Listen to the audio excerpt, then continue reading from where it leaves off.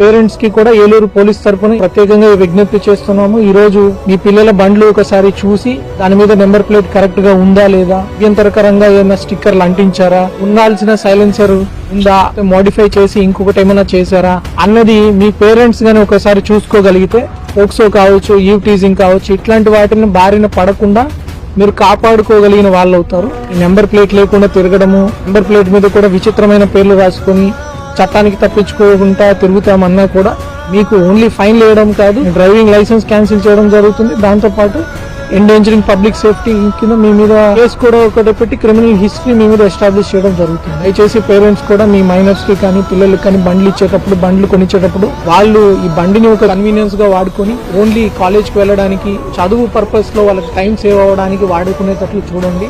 మీరు కొని తెచ్చిన బండి వల్ల వాళ్ళు కొత్త సమస్యలు కొని తెచ్చుకోకుండా జాగ్రత్తగా చూసుకోవాల్సిన బాధ్యత కూడా పేరెంట్స్ మీద ఉంది.